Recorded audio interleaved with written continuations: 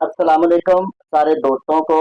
ये जिस बच्ची के साथ जुल्म बर्बरियत हुआ है ना, पहले तो एक बच्ची थी जिसके ज़ारा जिसके साथ हुआ था। अब जो अनीका बच्ची है ना, ये उसके वालिद साहब है शेख शौकत साहब। ये मेरी मार्केट के शरीफ तरीन इंसान है। और इनके साथ जो जुल्म बर्बरियत हुई है, ये अपनी जुबान से बताते हैं कि कितना अर्सा पहले रिश्ता हुआ, कितने इनके और बच्चे हैं, और किस किस तरह वो जुल्म करता रहा। जी शेख साहब बताएं। ये आज से 4 साल पहले मैंने अपनी बेटी की शादी जुनैद नामी लड़के से की, जो कि मुगलपुरा के रहशी है। गंज बाजार है इनका मामा। साल सवा साल तकरीबन सही चलता रहा, लेकिन ना वो सही इस सेंस में चलता रहा कि हमें ना बच्ची कुछ बताती ही नहीं थी, लेकिन उसकी जो फिजिक थी या उसकी जो शक्ल सूरत थी, उससे हमें महसूस होता था कि ये बच्ची ठीक है, मगर अपने घर में ठीक नहीं रह रही। उसके बाद थोड़े से बाद, साल के बाद, 1.5 साल के पीरियड के करीब करीब, इसने ना मेरी बेगम से ना पैसों की डिमांड की। बेटी के थ्रू जुनैद ने मेरी बेटी के थ्रू मेरी बेगम से डिमांड की पैसों की, कि कुछ पैसे चाहिए, तो उन्होंने उसको थोड़े बहुत पैसे दे दिए। वक्त गुजरा, फिर थोड़ी देर के बाद कि गर्मी बहुत है जी, आप ऐसा करें कि हमारे से ऊपर का कमरा है हमारा, तो हमें ना एसी नहीं है हमारे पास, वो एसी ले दें। ये वो उन्होंने वाइफ ने लेकर दिया। अच्छा, ये जो बात मैं कह रहा हूँ, ये बात है मेरे इधर में उस वक्त नहीं थी। ये जैसे बात है के साथ साथ मैं चलता रहूंगा ना, आपको बता दूंगा कि कब मेरे इल्म में ये बात आई।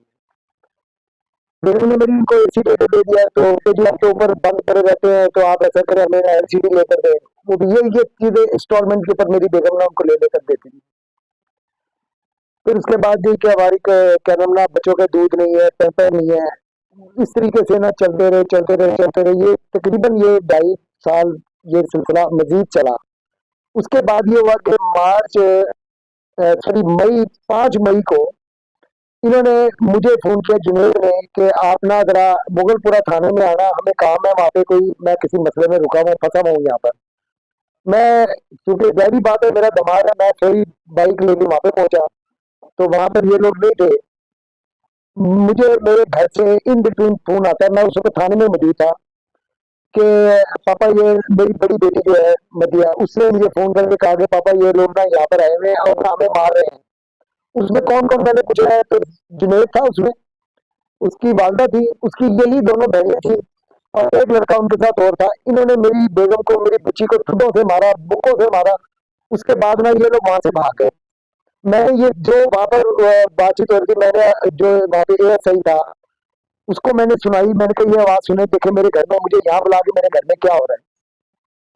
उसके बाद मैं घर पहुंचा हूँ, तो मेरी वाइफ की तबीयत बहुत ज्यादा खराब थी। मैंने फौरी जाके ना डॉक्टर से रिव्यू किया। उन्होंने मुझे कहा जी कि ये हम इस तरह नहीं ले सकते, कि आप इनको सर्विस हॉस्पिटल ले जाएं। सर्विस हॉस्पिटल गए, उन्होंने उनका चेकअप किया, वो तस्वीरें वगैरह बनाई, उन्होंने एक्सरे लिए उन्होंने। उसके बाद ना मैंने ना क्या नाम, 3 दिन 2 दिन के बाद मेरी बेगम की डेथ हो गई। मैंने उसका पर्चा, सॉरी, एप्लीकेशन मैंने दी थाना मिल्क पार्क में। 8 तारीख को मेरी वाइफ की डेथ हुई। 10 तारीख को मैं वहां पे पहुंचा। पहुंच के मैंने बताया जी ऐसे ऐसे मेरी वाइफ के साथ इन्होंने किया है, ये सिलसिला है। उसके बाद मैं जब घर आया हूँ वो एप्लीकेशन दे के, तो इनके महल्ले से कुछ मुखबिर थे, कुछ इसका वाली था, और महल्लेदार थे। इन्होंने हमारे यहाँ महल्ले के कुछ लोगों को इकट्ठा किया और मेरे से माफिया मांगने शुरू हो गए कि जी हमें माफ कर दे, बच्चा है। वो कहने लगी तभी थी बस बच जाएगी, एंड छड़ दो तुसी तो मैंने उस एप्लीकेशन के ऊपर मेरी कोई कार्रवाई नहीं की, लेकिन उसकी स्लिप मेरे पास अभी भी मौजूद है। वाइफ होने के बाद ये बच्ची को मेरी बीवी के जनाजे पर नहीं लेकर आया, स्कूलों पे नहीं लेकर आया, कब्र पे आज तक मेरी बेटी वहां पे, उसको पता नहीं मेरी माँ की कब्र कौन सी है, वो नहीं लेकर आया। इन बिटवीन मेरी बेटी एक दिन ना वहां से किसी तरीके से भी नजर चुरा के, जिस तरह भी है, वो वहां से मेरे घर आ गई। घर में आई तो मैं पूछा क्या बात है, कह लगी पापा इस तरीके से ये मुझे मारते हैं दिन रात, तो मैं ना क्या नाम आपके पास आई। मैं कि बेटे क्यों मारते, कहते वो पैसों का तकाजा करते हैं। अब ये बात मुझे अब पता चल रही है, जो मैंने पहले कहा कि ये एसी भेजा है और एलसीडी भेजी है और बिजली के इनके बिल देती रही है, बच्चों के दूध पर, ये मुझे अब पता चल रहा है।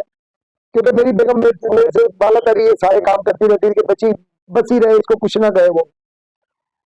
तो इसने मेरे दामाद ने बच्ची के खिलाफ पर्चा करवा दिया थाना हरबंसपुरा। वहां पर इसने एक पर्चा एफ आई आर करवाई कि मेरी बेगम जो थी इसको कोई अगवा करके ले गई। उसका फिर मिले पास थाने वाले वहां पर पहुंचे, पुलिस वहां से वो फिर मेरे घर पर आए, मैंने उनको बताया कि बच्ची मेरे पास है। उसको लेके फिर मैं गया कैंट कचहरी, वहां से उसको मैंने वो बच्ची का बयान दिलवा के पर्चा कैंसिल करवाया मैंने। फिर वहां पे इन्होंने डिमांड रखी कि जी हमें ना पैसे दो, हमें पैसे, ये पैसे मांगता रहा, मैं भी थोड़े बहुत कुछ दे देता था। ये आइस का नशा भी करता था। ये मुझे, क्योंकि उनकी तबीयत खराब है, उनके साथ इतना बड़ा सदमा हुआ है। ये आइस बेचते भी हैं, इसका भाई खुर्रम भी, और ये भी, और आइस पीते भी हैं। और हमारी जो है ना, वो काम बाला से जो मेन दरखास्त है वो ये है कि हमारी तफ्तीश उस इलाके से चेंज कर दी जाए। इनका वहां पे एक नेटवर्क है, क्रिमिनल गैंग है। हमें सबसे नजदीक लगता है सीआईए छड़ा। हमें सीआईए में हमारी तफ्तीश चेंज कर दी जाए और इनको करार वाकई सजा दी जाए। और वो काम बाला से, मैं शेख साहब की वसाता से बात कर रहा हूँ कि ये इल्तमास है कि ऐसे तमाम केसेस में इनकी बच्ची जारा, उम्मे कलसूम, ये जो ताज़ा वाक़या था, ये वापस नहीं आ सकती। अगर ऐसे केसेस में 780 लगा दी जाए और इनको करार वाकई सजा मिल जाए, तो आइंदा से इस तरह का कोई जुर्म नहीं होगा। अगर हुक्मरान चाहते हैं कि ये जुर्म होते रहे, तो इनको जैसे काम चल रहा है वैसे चलता रहने दें। आपके बेटी के साथ किस तरह तशद्दुद किया जाता था, कभी उसने आपको बताया? उसको वो बच्ची अब जिस्म के ऊपर उसके ना निशान होते थे। अच्छा। अब वो कपड़े पहने में नहीं पता चलता था, चेहरे पे जो निशान थे वो बकायदा मेकअप करके आती, लेकिन मेरी जो बेटी है ना, बड़ी बेटी, उसको वो सारी बात बताती थी कि ऐसे ऐसे बात है। वो उनकी तो उसकी ना तस्वीर उतार लेती थी जख्मों की ना।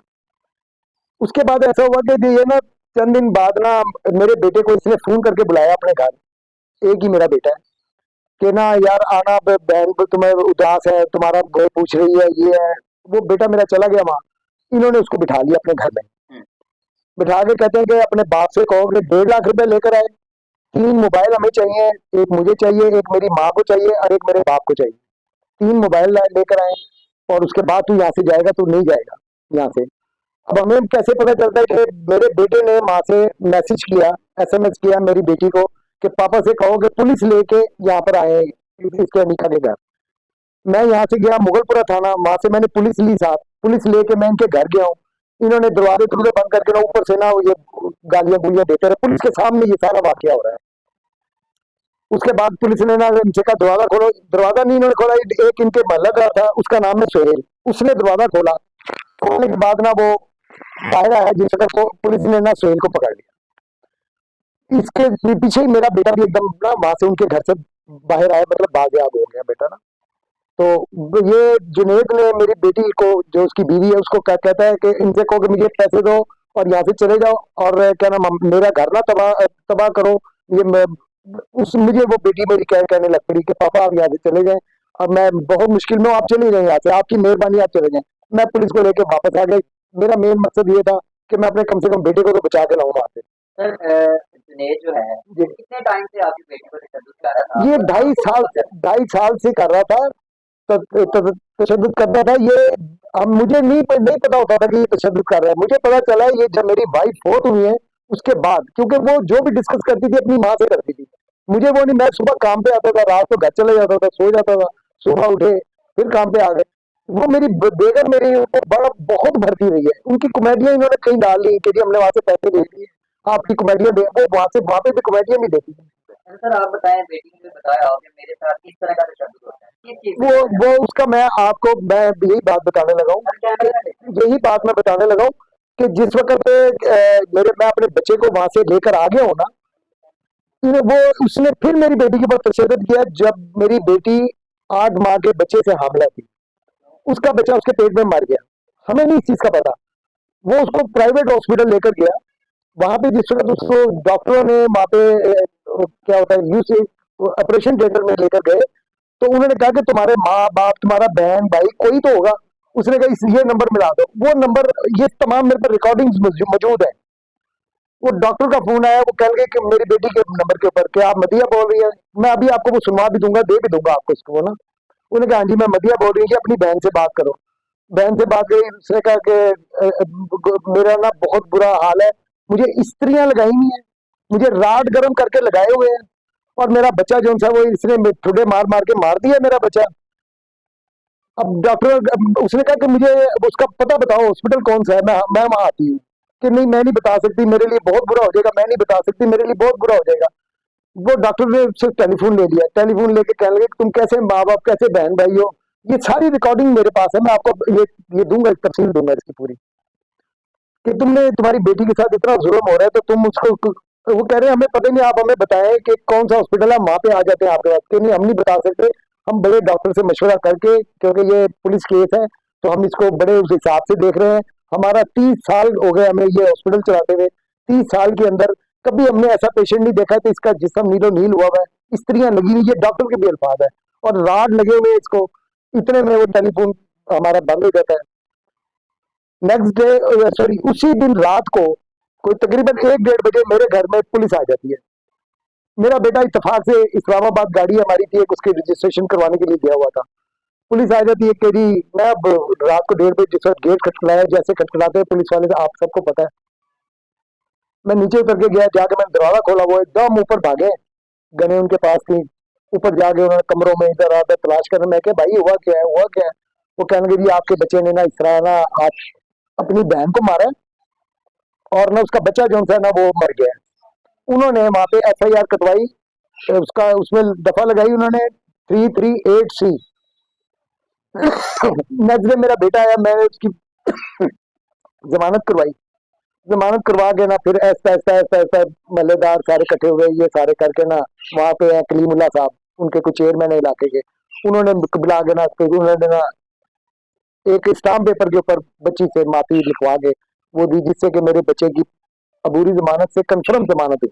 ये सर, ये जो आपकी बेटी है, जी आपने कहा बच्चा था, जी जी, कितने माह की नाम है? 8 माह की मैंने बताया आपको। 8 माह की। तो अभी आपको ये पता चला कि जब ये अभी तशद्दुद हुआ हालिया में, जी जी जब जिसे मौत हो गई है, जी जी, तो अभी पता चला कि नहीं नहीं, ये तो उसी वक्त पता चला है। पता चल गया था। इनका मकसद है कि ज्यादा जो बातें हैं ना, पहली तशद्दुद की और इतने पैसे देने की, वो इनकी वाइफ की डेथ के बाद जब बाद मुझे पता चला शुरू हुआ।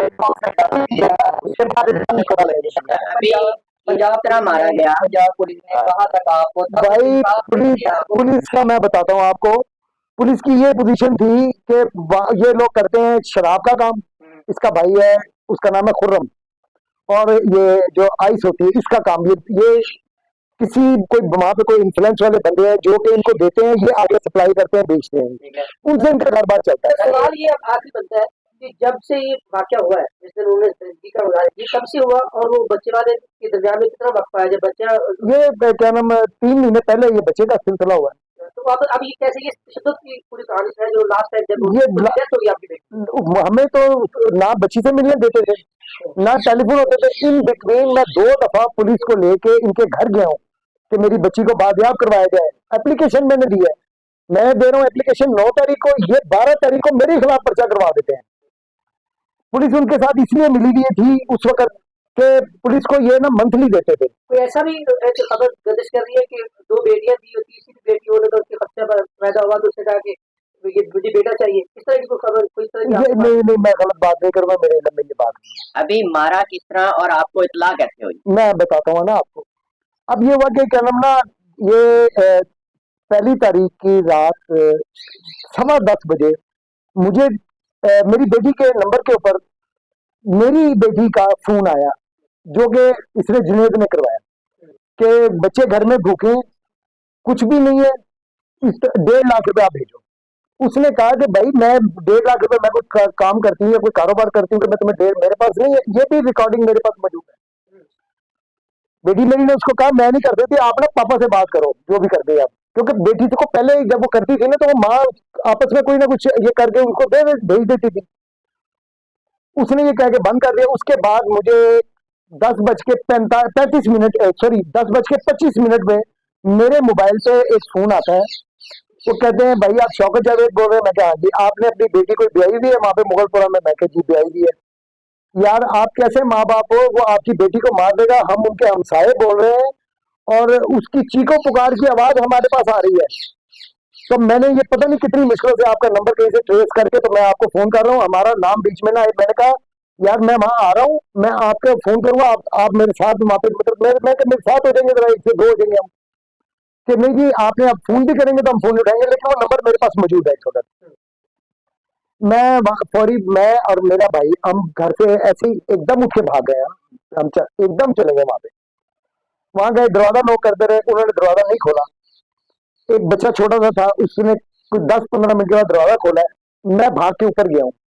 ऊपर गया हूँ तो वहां मैंने देखा तो वहां पर इसकी जो मेरी बेटी की जो सास है उसने उसके पाँव पकड़े हुए थे, दोनों नंदों ने हाथ पकड़े थे, जुनैद बेल्ट से उसको मार रहा था और जो उसका वो है क्या नाम उसका खुर्रम जोन्स है, उसके हाथ में डंडा था, वो लेके खड़ा हुआ था वहां पर। इन्होंने जब हमें देखा तो नीचे से दो लड़के हमारे मेरे भाई के पीछे आए। मेरा भाई अभी सीढ़ियों में था, मेरे भाई को भी उन्होंने पकड़ के धक्के देके नीचे फेंका, मुझे भी धक्के दिया, नीचे फेंक गया गली में। वहां ले जाके ना वहां पर ले जाके ना उसके ऐसे बैठे तो गालियां गुलियां देने लग पड़े और ऐसे हिले थे, ऐसी बड़ी बदतमीजी हमारे साथ कर। काफी देर हमें बिठाए रखा। उसके बाद ना वहां से मैं और मेरा भाई, मैंने कहा यार उसको कहा, मैंने कहा यार मैं जल्दी में आया हूँ, मेरे पास मोबाइल नहीं, तो ये देख के 15 पे कॉल चलाते हैं हम। वो कहने लगा मैं भी इसी तरह आ गया हूँ। वहां से फिर हम घर आए, घर आके ना अपने मोबाइल लेके ना मैंने, मेरे एक दोस्त है उनको मैंने फोन किया, मैं कहा यार ऐसे ऐसे बातचीत है मेरे साथ, वो पुलिस में ही है। वो कहने लगा मैं भी ये बताता हूँ। थोड़ी देर के बाद उनका फोन आया आता है मुझे, सॉरी थोड़ी देर के बाद नहीं, सुबह मुझे फोन आता है उनका उसके बाद कि आप ना वहाँ पे मुगलपुरा थाने पहुंचे। मैं मोटरसाइकिल लेके फटाफट मुगलपुरा थाने गया हूँ। वहां गया तो वहाँ नसीम एसएचओ है, नसीम खान, उन्होंने मुझे कमरे में बिठाया कि पहले चाहे ये वो। मैं जब वो इस तरह की मुझे मेरे साथ सलूक कर रहे थे तो मैं सचो पढ़ने पड़ गया कि पता नहीं क्या हो गया। मैं उससे सिर्फ एक ही सवाल करता जा रहा था कि यार मेरी बेटी ठीक है, मेरी बेटी ठीक है। वो कहता था कि हाँ जी ठीक है, कोई बात नहीं, ठीक है। 3 बजे जाके उन्होंने मुझे बताया कि जी आपकी बेटी को ऐसे ऐसे रात मार दिया। वो 3 बजे रात को वहां से अपनी मेरी बेटी को लेके गए सर्विस हॉस्पिटल। सर्विस हॉस्पिटल में जब उनको पता चला कि बच्ची की डेथ हो गई तो उन्होंने लाश छोड़ के वहां सारा गाड़ी भाग गया। वो बच्ची वहीं पड़ी रही। सर्विस हॉस्पिटल वालों ने उसको उसका एड्रेस देखते हुए मुगलपुरा थाने में इतला की इसको, नसीम खान को, सुबह 4 बजे। जो नसीम खान मुझे बता रहे हैं कि जी इस तरीके से हमें नसीम खान को तो पता था कि ये बच्ची का यहाँ केस चल रहा है। पहले वो जब बच्चा जो हुआ था वो भी मुगलपुरा थाने में डाला। उसने फिर मेरे उस दोस्त को फोन किया जिसे मैं अपने लिए कुछ थोड़ी बहुत हेल्प करवाता था वहां पे। उसने फिर मुझे बताया कि आपकी बेटी का ना ये सिलसिला हुआ है। वहां से फिर हमें ये लेकर गए न्यू हॉस्पिटल। वहां पर मुर्दा खाना से जब बच्ची को निकाला तो ऐसे उन्होंने चेहरा ही मैंने देखा तो मैं उसके बाद बेहोश होकर गिर पड़ा था वहां पे। मेरे जो 7 दोस्त थे उन्होंने मुझे उठा के साइड पे किया, लिटाया वहां पे उन्होंने। उसके बाद ये फिर मुझे थाने लेकर आए कि जी दरखास्त लिख कर दे। फिर मैंने ये दरखास्त हुआ जो भी था इसमें लिख कर मैंने वहां पर दिया। पोस्टमार्टम क्या है? पोस्टमार्टम तो सर जब बेटी की शादी की जाती है तो माँ बाप बहुत इंक्वायरी करते हैं लड़के की। जी तो बिल्कुल। आपने इससे पहले इंक्वायरी की जी थी बेटे कि बेटे बेटे ये लव बेटे मैरिज थी? नहीं बेटे, नहीं नहीं नहीं, ये भाई मैं आपको बता देता हूँ, ये रिश्ता कराने वालों ने, कराने वाली होती है ना, उन्होंने रिश्ता करवाया था इस बच्चे का। ये उस वक्त था वहां पे दुबई में कि जी वहां पर काम करता है। दुबई में मैंने, मेरी भांजी वहां पर होती है, उनको मैंने भेजा। उसने जाके वहां पे देखा कि काम कुम करते हैं, वहां पूछा भी उन्होंने कि जी हाँ जी यहाँ काम करता है। मोहल्ले में मैं खुद गया हूँ, मेरी वाइफ भी साथ थी, मेरे एक दोस्त है जमशेद नाम है, वो थे, उनकी वाइफ थी। हम मुख्तलिफ दुकानदारों से हमने पूछा, एक्चुअली ये काम करते हैं 2 नंबर, उनके खिलाफ वहां कोई बोल नहीं सकता। जैसे कि अभी जब मुझे फोन आया, उसने कहा कि जी हमारा फोन या हमारी बात ना आप करवाना, आपको छोड़ के हमारे पीछे पड़ जाएंगे। इसलिए कि सब ये कह देते थे ठीक है जी, ठीक है जी, बस इतना कहते थे ठीक है जी, ठीक है जी। मुतमिन हो गए, हमने कहा ठीक है, हमने वहां पे रिश्ता कर दिया। आपने मुकदमा क्या करवाया? आपने क्या पोस्टमार्टम उसमें क्या कहा गया? वो कह रहे हैं जी पोस्टमार्टम रिपोर्ट आपको हफ्ते को मिलेगी। और वो बच्ची को उन्होंने बच्ची की लाश हमें दे दी थी, जिसकी हमने मंगल वाले दिन ही तस्लीम कर दी थी। सर आपकी जो बेटी है दूसरी, उसको अनीका हर चीज बताती है, जी जी तो क्या वजह थी कि वो आपसे छुपाती रही? बेटे, इसके बाद मैं आपको नहीं लगता वो बराबर की शरीक है? बराबर की शरीक, तो वो ये तो आपका क्वेश्चन ही आता है। आपका है ये मैं हार्ट पेशेंट था, इनके घर वाले इनसे हर मुझे तो वो ये तक नहीं बताते थे कि ये कोई डिमांड कर रहे हैं। ये बात तो ये है कि किसी आला काम ने अभी तक आपसे राब्ता किया, और दूसरी बात ये कि आप कहते हैं कि वो मंशियात बेचते हैं। जी जी तो पुलिस को हमेशा वो मंथली देते रहते जी हैं, जी उनका पैसा है पुलिस के जी साथ। बिल्कुल क्या ऐसे। लगता है आपको कि आपकी बेटी का इंसाफ आपको मिलेगा या बस ऐसे ही? बेटे नसीम खान की हद तक तो सारा काम मेरा सही हुआ है वहां पे। उसके बाद जो अब तफ्तीश हो रही है, जो कुछ हो रहा है, सच बता रहा हूँ कि मैं मुतमईन नहीं, क्योंकि वो मैं कोई सवाल करता हूँ आगे जवाब कुछ दे देते हैं, उठ के चले जाते हैं। इसी समझ वजह गए? से इसी वजह से मैं ये चाह रहा हूँ कि किसी कुछ भी हो जाए, इसकी तफ्तीश वहां से चेंज करके ये CIA में तीसरा ले तीसरा ले आया। यानी बात पे आपसे कि मुझे बताएं आए दिन ये बोल रहा है और आपको आपके सामने है सियालकोट वाकया और यहाँ पे भी अब आके देखें आप कहते हैं कि अदारे जो हैं अदारे कहाँ जा रहे हैं अदारे जा रहे हैं इन लोगों को इंसाफ देगा जरा इस पे तस्दीक कर दें एक बार अदारों की ज्यादा हमें माशरती तौर पे अपनी जिम्मेदारी लेनी पड़ेगी। अगर हमारे इलाके में कोई मनशियात बेचता है, कोई गलत काम करता है तो हमें स्टैंड लेना पड़ेगा। और अगर किसी बच्ची के साथ जुल्म होता है तो अहले इलाका भी तो उसको अपनी बेटी समझे। चलिए आप इंसाफ दिलवाएंगे इनको इंशाअल्लाह ताला मैं इनके साथ खड़ा हूँ। चलिए आप क्या चाहते हैं कि सजा क्या होनी चाहिए और FIR जो अब तक कटी है उसमें मजीद क्या तरमीमें हो कौन सी दफा शामिल की इस जाए केस में 780 लगाई जाए। ठीक है दहशतगर्दी की दफा लगेगी तो वो लोग ताकतवर है, क्रिमिनल माइंडेड है, ये शरीफ आदमी है, ये बेटी की वजह से थाने गए हैं, जब भी गए हैं। मेरी हुकामे वाला से दरखास्त है कि इस केस में, इस तरह के हर केस में, इससे पहले जो हो गया उनमें भी दहशतगर्दी की दफा आजाद की जाए और ऐसी लेजिस्लेशन करते हैं कि इस तरह का जब भी वाक्य हो उसमें 780 लगे ताकि मुलजमान को करार वाकई सजा मिले। और मरियम नवाज साहब से मेरी रिक्वेस्ट है कि आप भी खातून है, बराहे करम इसको सीरियसली लें और ऐसी लेजिस्लेशन करें ताकि तारीख में आपका सुनहरे रूप में नाम लिखा जाए। सर आप अच्छा, जब आपकी बेटी पे रोजाना तशद्दुद किया जाता था, जब जब आपको पता चलता था तो आप एक वालिद हैं, दुख होता है तो क्या सोचते थे, क्या दिल में आता था? कोई उसका कोई मतलब हल सोचने की कोशिश की या आपको उसका मतलब इस तरह बताया ही नहीं जाता था? दो मरतबा मेरे नोटिस में आया कि आपकी बेटी के ऊपर जुल्म हो रहा है।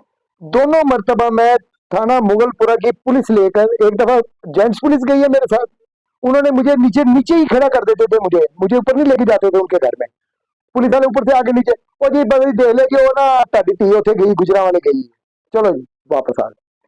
फिर मैंने 15 पे कॉल चलाई, उनके घर के नीचे खड़े हो गए। फिर वहां से लेडीज पुलिस, जेंट्स पुलिस, ये दोनों को लेकर मैं ऊपर गया। वहां महल का वो कलीमुल्ला नाम है उसका चेयरमैन है वहां का, वो भी मेरे साथ ऊपर गए। ऊपर ही वो मेरे सामने, उन लोगों के सामने, पुलिस के सामने वो ना मुझे धक्के देने शुरू हो गए, एन उतारो थले, एन उतारो थले। मुझे उन्होंने नीचे उतार दिया, नीचे आ गए। वो जी ताड़ी ठीक है, मैं अपने प्यो में मिलना चाहती। मैं फिर वहां से वापस आ गई। उनके हाथ बहुत मजबूत है, वो मजबूत सिर्फ इसलिए कि वो पुलिस को पैसा देते हैं। 2 नंबर उनका काम है, उनका उनका तो काम है ना, मेरा तो बेटे काम ही नहीं है। अभी आपको लगता है कि आप अगर कोशिश करते हैं तो आपकी बेटी इस तशद्दुद, इस जुल्म से बच सकती है? ये जो है हमारा इन्वेस्टिगेटर, जिसने मेरे बच्चे का, जो इसका बच्चा जाया हुआ था, जो इन्वेस्टिगेशन कर रहा था, उसको मैंने 70 दफा कहा, मैं कि यार मेरी बच्ची को यहाँ से बाजियाब करा के अपने पास बुलाओ, उसका इंटरव्यू लो, अकेले में उसका ध्यान ले लो कि वो क्या क्या कर रही है, क्या कहना चाह रही है। वो वहां पे उनके इन्फ्लुएंस में है। ਉਹ ਤੁਸੀਂ ਇਹਨੂੰ ਗੱਲ ਨੂੰ ਛੱਡੋ, ਤੁਸੀਂ ਆਪਣੀ ਧੀ ਨੂੰ ਛੱਡੋ, ਇਹ ਤੇ ਤੁਹਾਡੀ ਧੀ ਨੇ ਕੁਝ ਕਰ दिएगी तो मारता रहेगा। वो ये उसका नाम है बारिश, उसका नाम बारिश है। उसने मेरे से, उसने कथा कलामी कर रहा हूँ आपकी, मेरे से उस बंदे ने रिश्वत तक ली है, उसने मेरे से रिश्वत तक ली है उस बंदे ने कि मैं ताड़े हाथ बयान लिख दिया। बारिश SHO नाम है उसका, मुगलपुरे थाने का, ये IO क्या होता है, ये है इन्वेस्टिगेशन इंचार्ज। सर मेरा यहाँ पे एक सवाल है, जैसा आपने बताया कि वो इतने बादशाह हैं, वो पावरफुल हैं, अब आप केस की पैरवी कर रहे हैं, अगर वो आपको धमकाएंगे, डराएंगे या किसी बात से बेटे मेरा बच्चा, वो मुझे धमकाएंगे, मुझे मार दे, मेरी बेटी मार के तो मुझे भी मार दे, आप लेकिन मैं डरता नहीं हूँ। अब अपनी क्यों नहीं डरता हूँ कि मेरे साथ अल्लाह है, मेरे साथ ये बैठे हैं, मेरे साथ तो हर बंदा। आप का मेरा कोई रिश्ता नहीं है, लेकिन आप अपने दिल से मुझे दुआ दे रही होंगी कि इसको कुछ सहारा मिल जाए। इसी वजह से मेरे ये जो कुछ भी हो रहा है मेरा खुदा करवा रहा है, ये तुम लोगों की दुआएं करवा रही है, मेरे पास तो कुछ भी नहीं। अगर ये सभी लोग आपके साथ खड़े रहेंगे, माशरे की साफी बरादरी आपके साथ खड़ी है, तो क्या आप इससे किसी वजह से पीछे हट जाएंगे कल? ये तो मैं अपनी जान तक दे दूंगा, मैं पीछे नहीं हटूंगा, क्योंकि ये मसला ये नहीं कि मेरी बेटी का मसला है। ये इनको सबक इसलिए दिलवाना जरूरी है कि मेरे अलावा जो बेटियां के लोगों की, वो बेचारी सेफ हो जाए, उनके ऊपर कोई जुल्म ना करे। उनको पता हो कि अगर हमने ये किया तो हमारी ये सजा है। वालिदैन को क्या पैगाम देना चाहेंगे जो आपने टाइम गुजारा, इस तरह जुल्म की इंतहा की गई, जो शादियां करने वाले हैं उनके लिए अब आपका क्या पैगाम है? यार सच्ची बात दिल से कह रहा हूँ, अल्लाह ताला को अब तो लाज ना दे तो उनके नसीब अच्छे रखे, कुछ नहीं चाहिए। बहुत बड़ा जुल्म हुआ है। चलिए वो नहीं उन्होंने, ये बात बहुत जुल्म। हाँ जी, इनके साथ देख ले किस तरह का जुल्म हुआ है। ऊपर से वो लोग उस इलाके के गुंडे हैं, ये अब अकेले वहां पे जब इनको आईओ बुलाएगा, इनके पास कौन सी सिक्योरिटी है? तो इसलिए मेरी काम से दरखास्त है कि इसको नजदीक हुई और सारे भाई तकलीफ करेंगे, मैं उनके पैरों में पड़ता था, अपने दामाद के पैरों में सर रखता था, मैं यार मेरी बच्ची को ना मारा कर। मोहल्लेदारों से जाके पूछे, मेरे मोहल्लेदारों से, मेरे घर पे आके फायरिंग करने चले जाना, मैं बजाय थाने जाने के वो सीधा जाके फिर हाथ जोड़ रहे, यार मेरी गलती है यार, मेरे बच्चे को 3 दफा इन्होंने अगवा करके अपने पास रखा, 3 दफा बेटे को मेरे, पैसे भेजोगे तो भेजेंगे, पैसे भेजे तो भेजा उसने तीनों दफा। ये मेरी बेगम मेरी करती रही है, अगर वो फोत ना होती मुझे अभी भी पता नहीं चलता। अभी 2 बेटियां किसके पास हैं जो आपकी बेटी वो उन्हीं के पास है, हमें पता ही नहीं, हम उनसे किसी से भी नहीं मिले। ये मैं अपनी बेटी को भी पुलिस की वजह से वहां से जो फौज की हुई है तो उसकी वजह से नहीं मिली। अच्छा, जिसने गुस्ल दिया उसने आपको बताया कि किस तरह क्या क्या तशद्दुद का निशाना बना? मेरी जान गरम इस्त्रियां करके उसके लगाई हुई थी, राड आर पार किए हुए हैं गरम करके। मैं आपको तस्वीरें दूंगा, इन चीजों की तस्वीरें दे दूंगा मैं आपको, मुझे कोई मसला नहीं है।